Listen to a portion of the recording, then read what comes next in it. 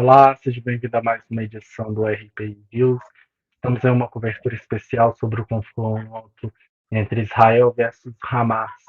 E nessa participação aqui do News, eu tenho como parceiro o Francisco Eduardo, que vai seguir junto comigo fazendo análises aqui. Olá, Francisco, seja bem-vindo. Olá, Luan, muito obrigado pelo convite e olá a todos os espectadores da RPI. Teremos agora uma reportagem de João Lucas Duarte e de texto de Francisco Eduardo, que vai falar sobre a criação do Estado de Israel. Teremos agora. Em novembro de 1947, após a Segunda Guerra Mundial, é criado o Estado de Israel em uma resolução da ONU. Em 14 de maio do ano seguinte, Israel declara sua independência. Esta proclamação foi uma resposta à resolução da ONU, um plano que visava dividir a região da Palestina, antiga província palestina otomana, entre Israel e um estado destinado à população local de língua árabe. Os primeiros anos de Israel foram marcados por desafios intransigentes. Imediatamente após sua criação, o país enfrentou a chamada Guerra da Independência, na qual Egito, Jordânia, Síria, Líbano e Iraque atacaram um recém-formado território. Esse conflito durou 15 meses e resultou na perda de 6.000 vidas israelenses. Atualmente, Israel é a única nação judaica do período moderno, com uma população de cerca de 9 milhões de habitantes. Israel mantém uma paz relativa com seus vizinhos, Egito e Jordânia, embora continue enfrentando tensões com o povo palestino em áreas como a faixa de Gaza e a Cisjordânia. Geograficamente, Israel fica localizado no extremo leste do Mar Mediterrâneo, compartilhando fronteiras ao norte com o Líbano, a noroeste com a Síria, a leste e sudeste com a Jordânia e a sudeste com o Egito. Conflitos como esse usam-se o nome de Deus ou de Alá, independente disso, em vão. Pessoas morrem por conflitos desnecessários. E na maioria das vezes, Francisco, eles usam a religião como um pretexto para iniciar uma guerra. Exatamente, Luan.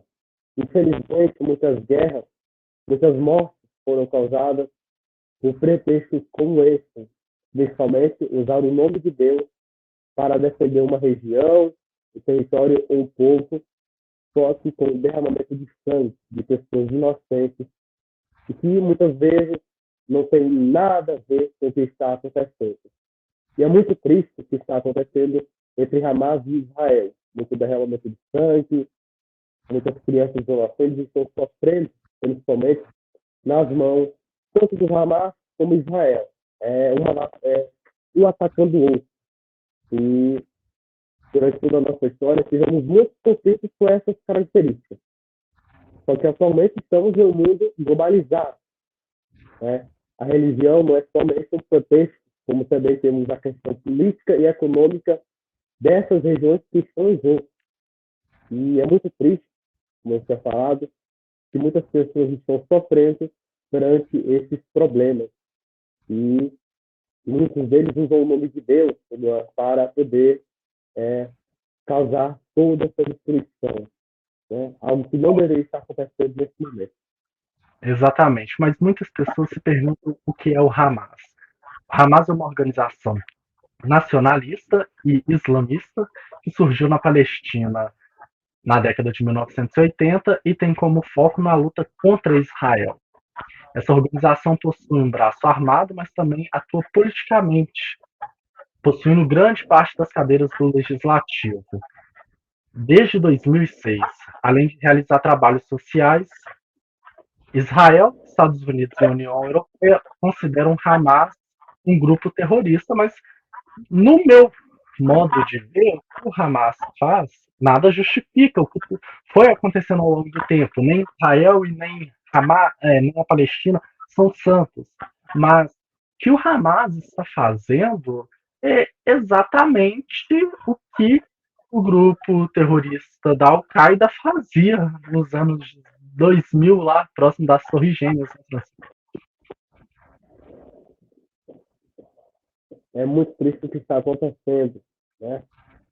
Claramente, durante toda a nossa história, a criação do Estado de Israel se deu origem justamente por conta de uma dívida após a Segunda Guerra Mundial, quando os judeus foram quase dizimados, né, pelos nazistas.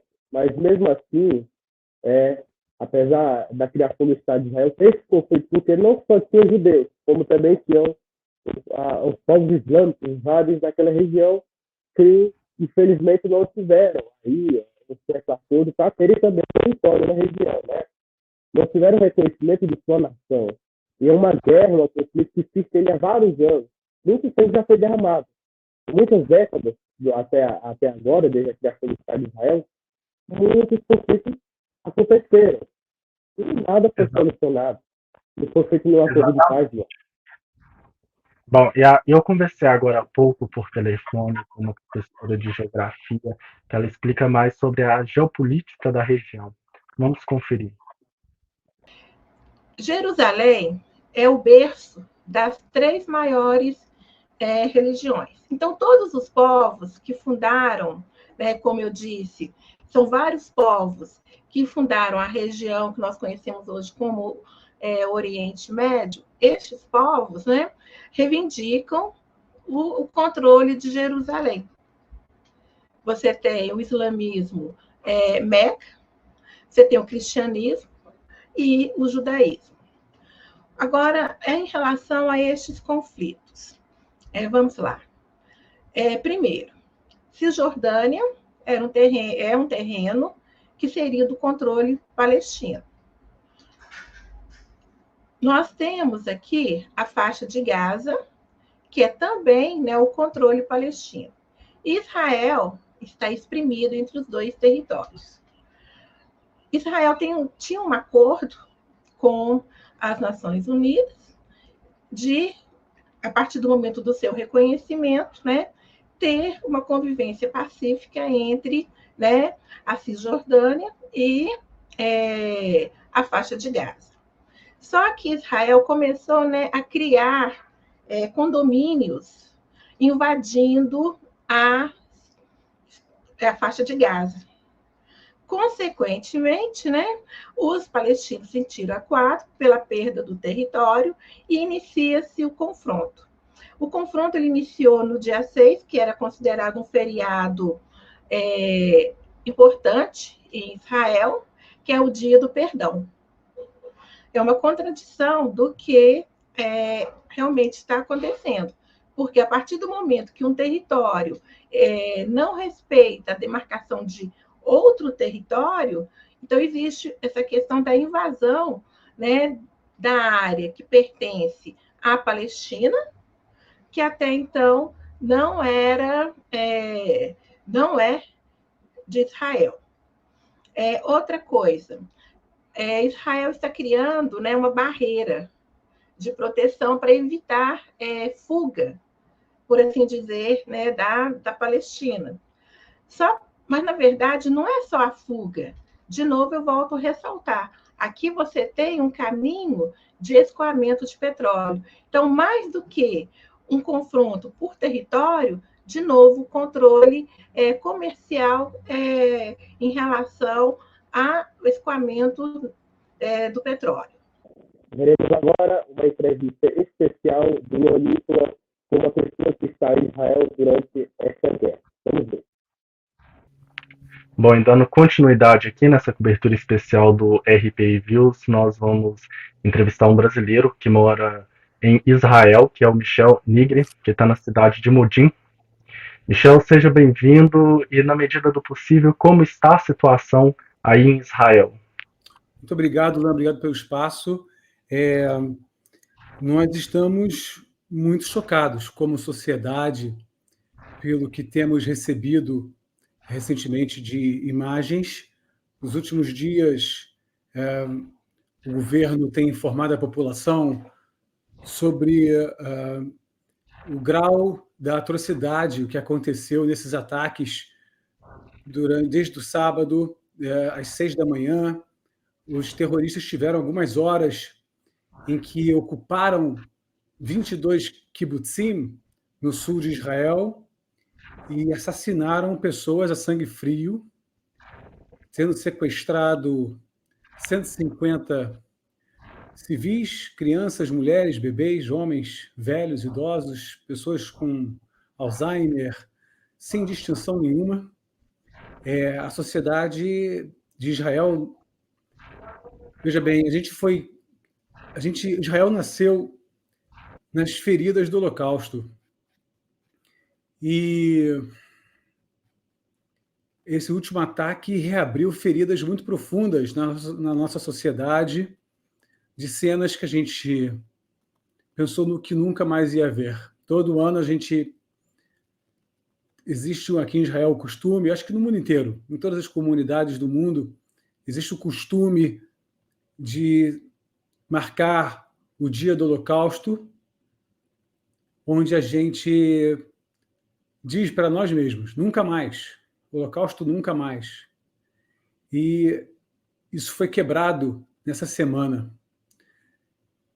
O Hamas provocou uma emoção aqui na nossa sociedade que eu não esperava que a gente ia viver de novo. A sensação de estar exposto a um massacre. E isso assustou a nossa sociedade aqui, e nossos líderes precisam dar uma resposta para isso. No primeiro dia que ocorreu o ataque do grupo terrorista do Hamas, como foi a situação aí? Como vocês ficaram sabendo?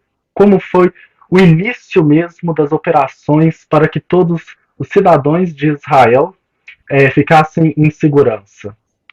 A gente tomou um grande susto, porque era Shabat, era sábado, um dia de feriado judaico. Especialmente nesse Shabat, também havia a comemoração de uma festividade do calendário judaico que coincidiu junto com o Shabat. Então, era um dia que no nosso calendário a gente chama de Simchat Torah. É o dia que a gente termina a leitura da Torá. Uma vez por ano a gente fecha o ciclo da Torá e reinicia no dia de Simchat Torah. E é um dia que as sinagogas estão cheias de crianças. As ruas estão cheias de crianças, porque nesse dia a gente convida as crianças para a sinagoga e distribui balas e chocolates. Então, eu estava indo em direção... A reza começava às 7 da manhã. A gente ia para a sinagoga, eu com meu filho. A minha esposa vinha logo em seguida, com as minhas outras 2 filhas. E, bom, durante a reza, a gente começou a ser avisado por pessoas na rua que batiam no vidro da sinagoga e pediam atenção para não sair e tudo mais. Os policiais da cidade começaram a vir até a sinagoga para nos advertir de que a gente precisava evacuar o local e terminar rápido toda a celebração. E assim a gente fez. A gente não entendia. Agora, eu moro aqui e a gente não tinha notícias, porque a gente estava sem acesso, como de costume. Os judeus, no Shabat, nas suas festividades, a gente tem um dia de descanso, a gente não tem acesso a meios de comunicação e tal. Mas a força de segurança, sim, claro. Então, a gente foi comunicado pessoalmente por pessoas da segurança da cidade que vieram até as sinagogas para avisar sobre isso. E, na mesma hora, a gente saiu do lugar e buscamos abrigos de bunker e tudo mais. Ficamos dentro de casa, protegidos. Existia um grande susto, mas um desconhecimento do que podia estar acontecendo. Eu moro aqui em Israel há 15 anos e já havia passado muitas operações.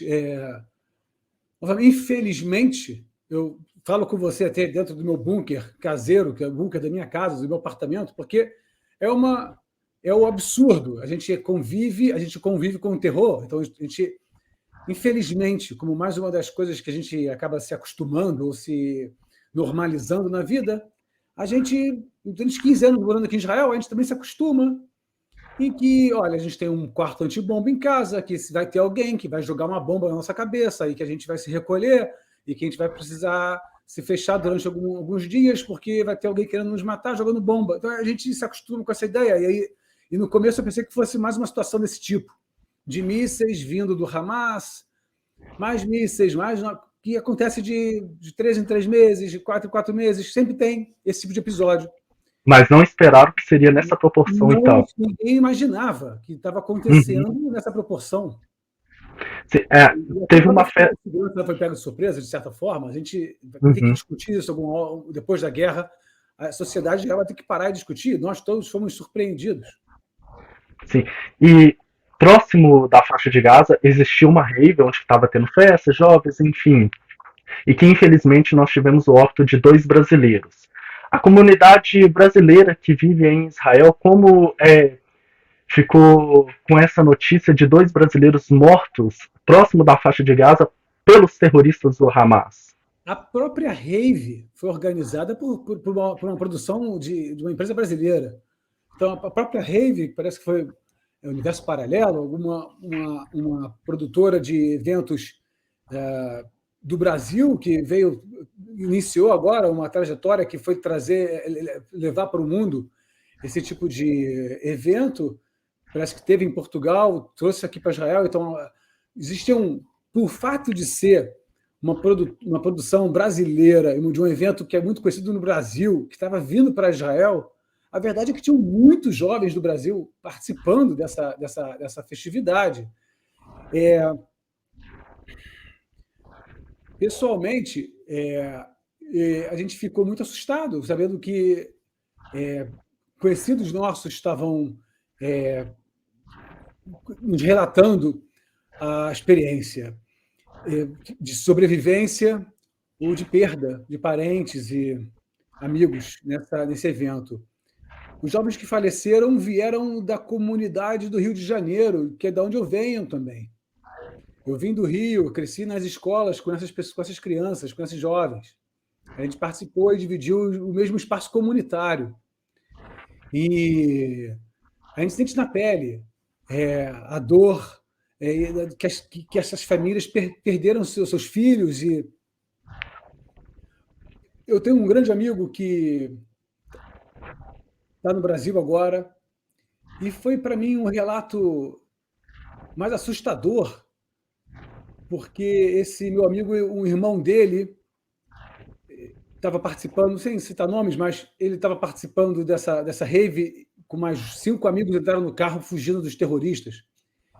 E assim, o relato que ele nos passou é uma cena de loucura, de guerra, de uma coisa assustadora, porque ele diz que, em certa circunstância, fugindo da rave, porque eles até então imaginavam que eram só mísseis, eles não tinham nem eles dentro da rave tinham a consciência de que tratava-se de uma invasão terrestre no começo do episódio.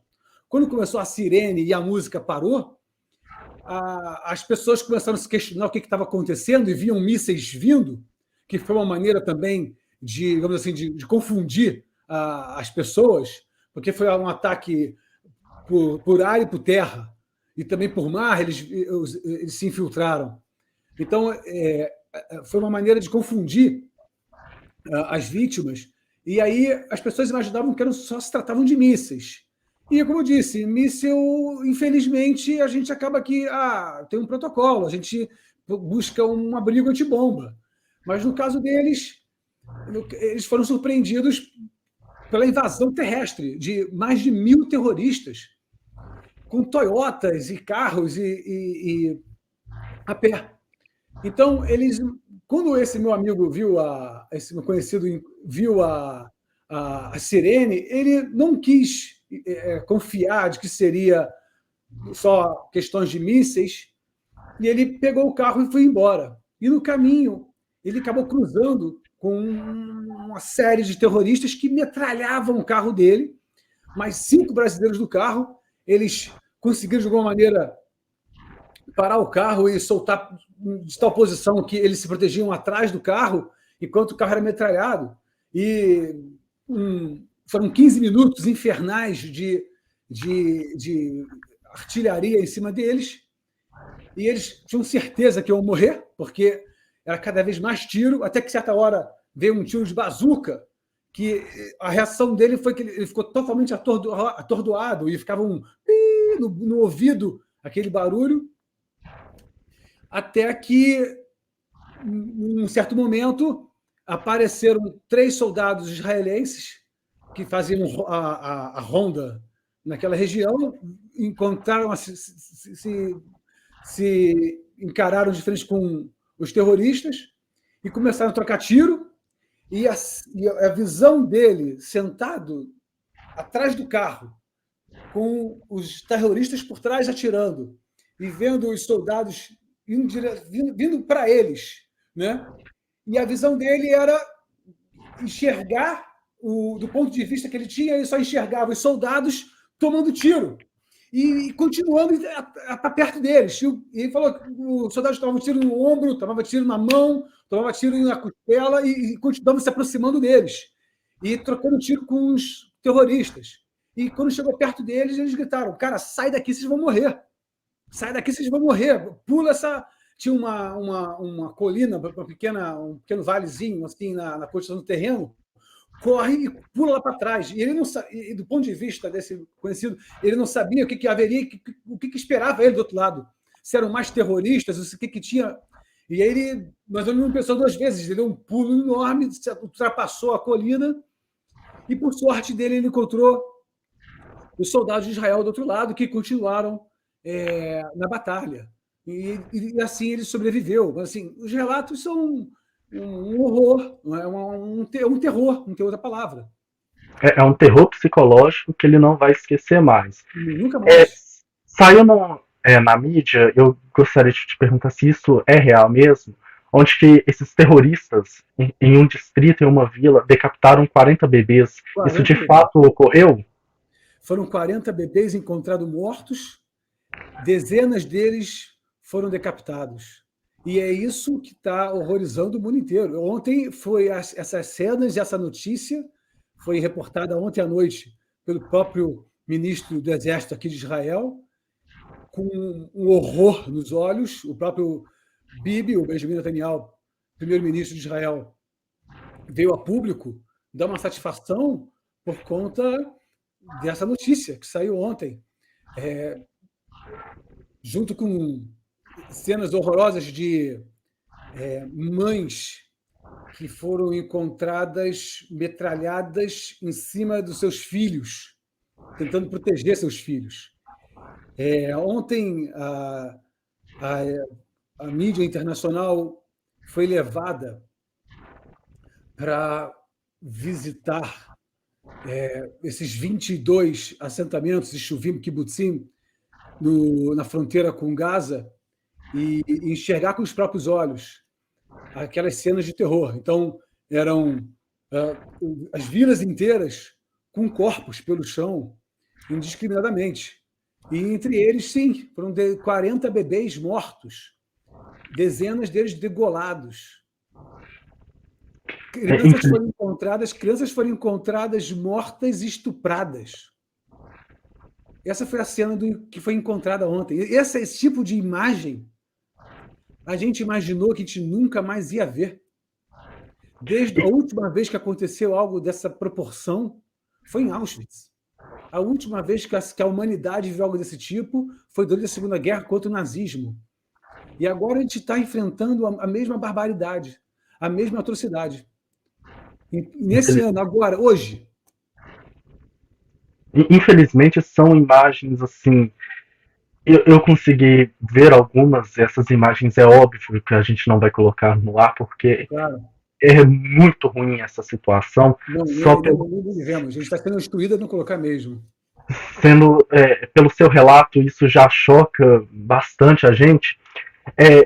O que tanto brasileiros como outras pessoas, e também nascidos em Israel, veem a situação que o ditador do Irã, Ayatollah Khamenei, disse que está apoiando, assim, não publicamente, mas diz que é uma ação boa do Hamas em invadir Israel. Isso é uma situação complicada, onde que vidas estão sendo retiradas e um ditador iraniano apoia uma situação do Hamas, que é onde esses muçulmanos acreditam que estão lutando em prol da religião deles, islâmica.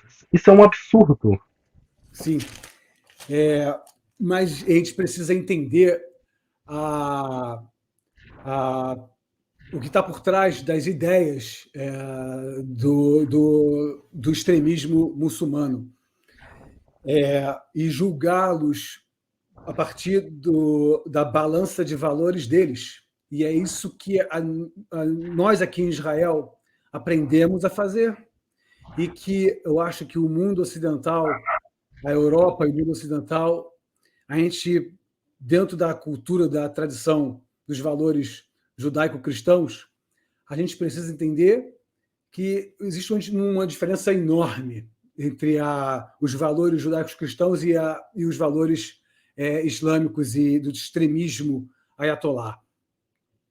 Nós somos pela vida, nós amamos a vida, o nosso maior valor é a vida.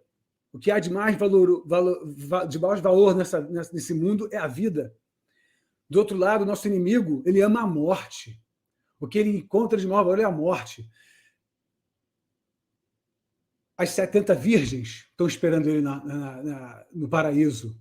O maior alcance que eles podem ter é a subjugação, a morte, a se entregar pelo ideal de domínio. Israel é o inimigo deles, porque Israel é pela vida. Então, nós temos um combate enorme a traçar. Então, tem uma base teológica gigantesca. Veja bem, para explicar isso, eu vou pedir a licença de falar um pouco sobre a base teológica das tradições judaicas, da tradição cristã e da tradição muçulmana. A gente, dentro da tradição cristã, que é digamos assim, uma irmã do judaísmo, foi uma linha que saiu de dentro, uma descendência da influência judaica, aqui na terra que nós estamos.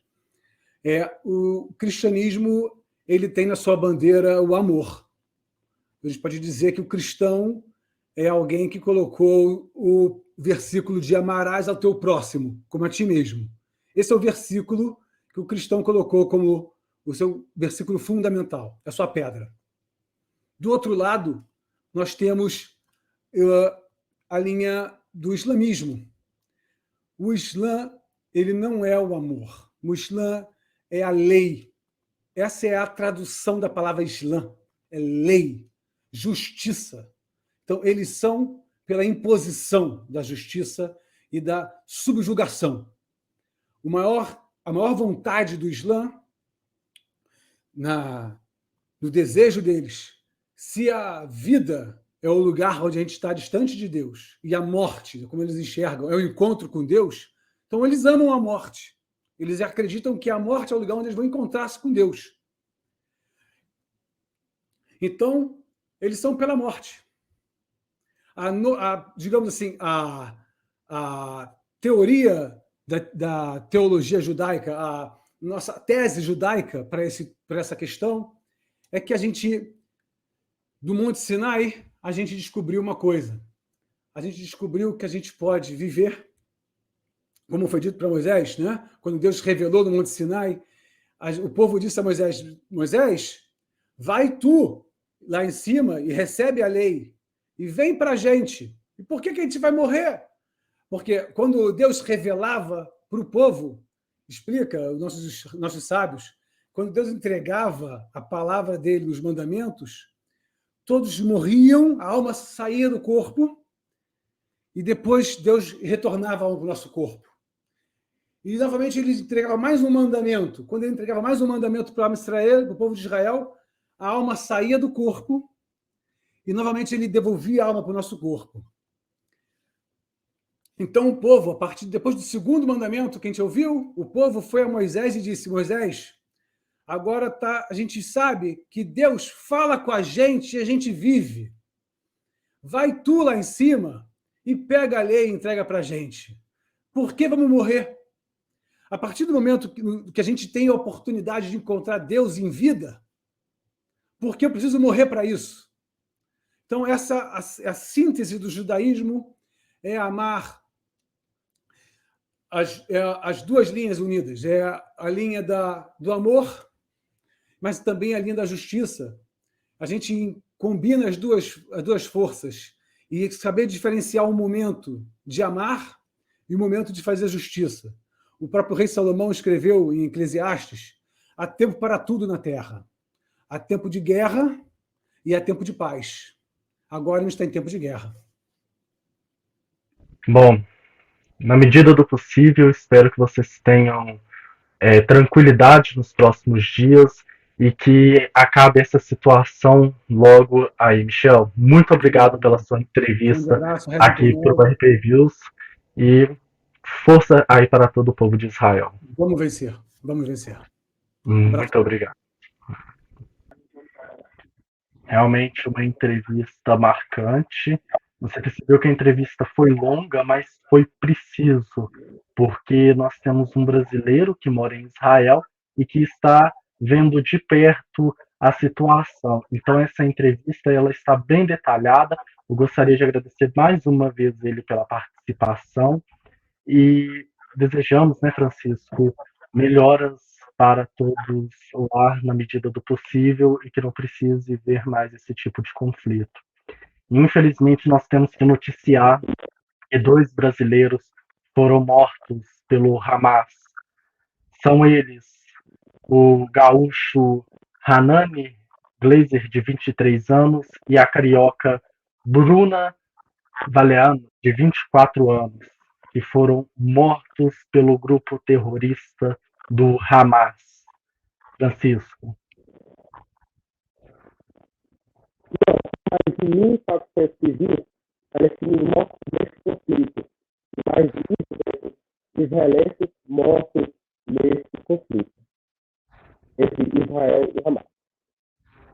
Bom, são civis que não tem nada a ver com a guerra, esse conflito que está acontecendo, mas que infelizmente pagaram pela vida.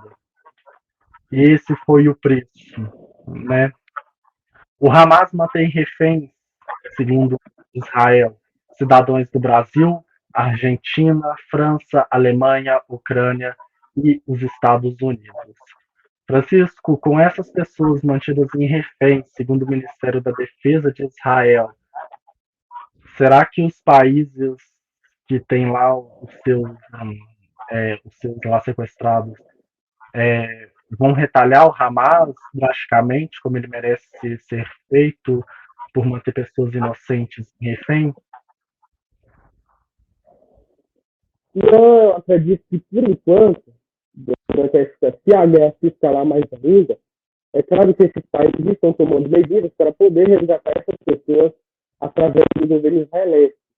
Agora, a participação direta de outros países nesse conflito seria um pouco mais drástico, mas veremos aí, né, ao decorrer de todo esse conflito, como será e quais são as atitudes que esses países irão tomar. Por enquanto, nenhum país vai entrar na guerra. É claro que os Estados Unidos e outros países estão mandando ali materiais para Israel, mas mesmo assim, uma presença direta ainda não está sendo feita. Mas, claro, a Força Aérea Brasileira, o Ministério da Justiça está resgatando brasileiros lá. Só que temos os brasileiros que estão sendo reféns e o governo israelense deve tentar salvar essas pessoas. Então, veremos aí nos próximos dias o que realmente vai acontecer com o desencadear dessas histórias.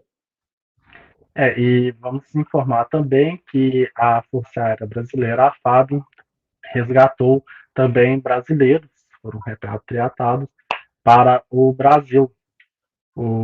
A FAB disponibilizou mais de 3 aviões que foram buscar os brasileiros e a maioria já está em solo brasileiro. Novos aviões foram mandados para lá. Francisco, muito obrigado pela sua participação aqui nessa cobertura especial do RPI Views e esperamos que a situação melhore, né, em Israel, tanto também na faixa de Gaza. Luan, eu agradeço pelo convite, foi muito bom participar dessa edição especial e agradecer a todos os nossos espectadores pela participação e que a guerra acabe, que todas as guerras do mundo acabem, o mundo precisa de paz. Até breve. Exatamente, Francisco, faço de suas palavras a minha e o RPI Views termina por aqui. Nós estamos em uma próxima oportunidade e ao desenrolar dessa situação de Israel podemos voltar com mais uma cobertura especial, tanto eu, Francisco e até mesmo o João Lucas Duarte, que infelizmente hoje não pôde estar presente aqui. Mais uma vez, obrigado a todos que estiveram conosco aqui e até a próxima.